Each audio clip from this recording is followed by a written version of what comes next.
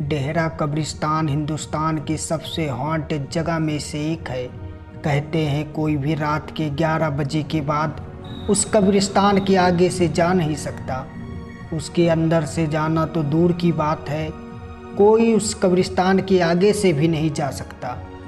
इस कब्रिस्तान की दीवारें 1 किलोमीटर तक फैली हुई है और कोई भी रात के 11 बजे के बाद वहाँ से जाता है तो वो जिंदा नहीं बचता। कहते हैं वहाँ जितनी भी बुरी शक्तियाँ हैं उनकी वो दीवारें एक सीमा है, मतलब कोई भी बुरी शक्ति उस कब्रिस्तान की दीवारों से आगे नहीं जा सकती।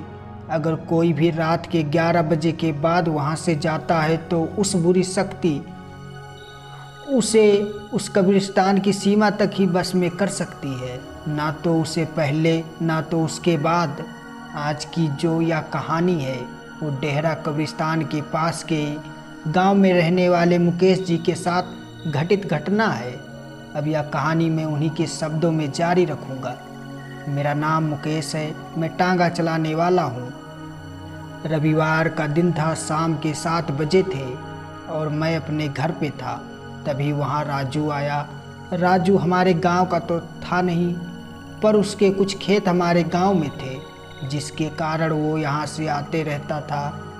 राजू ने मेरे पास आकर कहा कि उसकी घास उसके खेत में कटी रखी है और उसकी घास को उसके घर तक छोड़ना है। उसका गांव हमारे गांव से लगभग 5 या 6 किलोमीटर की दूरी पर ही होगा। मैंने भी हाँ बोल दिया और यह सोचा कि रात के 11 बजे से पहले आ जाऊंगा। मैं आ भी जाता, पर घास लोड करने में काफ़ी समय लग गया, इसलिए मुझे राजू के गांव पहुंचने में 10 बज गए और घास टांगे से नीचे रखने में काफ़ी समय लग गया। इसी वजह से राजू मुझे बार बार अपने घर रुकने को बोल रहा था, क्योंकि उसके गांव से हमारे गांव का बस एक रास्ता था जो उस डेहरा कब्रिस्तान से होकर जाता था। एक बार तो मेरा दिल राजू की बात मान जाने को कर रहा था, पर मैं घर नहीं गया तो मेरे घर वाले परेशान हो जाते। ना मेरे पास कोई फ़ोन था और ना मेरे घर वालों के पास। मेरे घर में मेरे 2 बच्चे, मेरी बीबी और माता पिता थे। मुझे उन सब की चिंता ने घर आने पर मजबूर कर दिया और अब मैं उस कब्रिस्तान के पास आ गया हूँ। मैंने अपनी घड़ी में समय देखा तो रात के 11 बज चुके थे। पहले तो मैंने लौट जाने का सोचा, फिर मैंने किसी तरह हिम्मत करी और आगे बढ़ा। मैं भी कुछ आगे ही गया था, तभी मुझे ऐसा लगा कोई मेरे टांगे पर आके बैठ गया हो।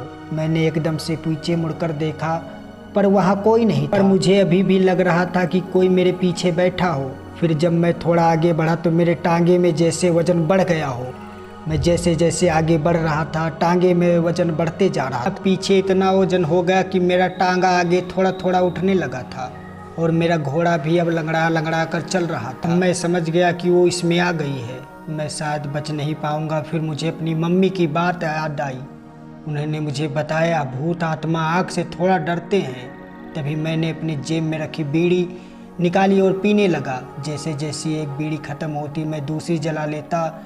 मेरी पूरी बीड़ी ख़त्म हो गई। टांगे में इतना वजन हो गया कि टांगा धीरे धीरे चल रहा था, इसीलिए आधा कब्रिस्तान पार नहीं कर पाया था। सर्दी का समय था, इसलिए मैंने काफ़ी कपड़े पहने थे। जैसे ही मेरी बीड़ी ख़त्म हुई, मेरे पास जो कंबल था उसे जला दिया।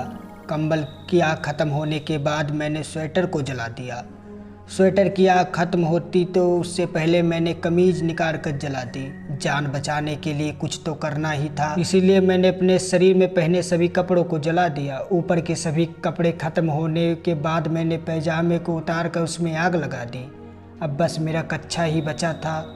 उससे पहले मेरे पैजामे की आग ख़त्म होती, उससे पहले अब कब्रिस्तान की दीवारें ख़त्म होने वाली थी।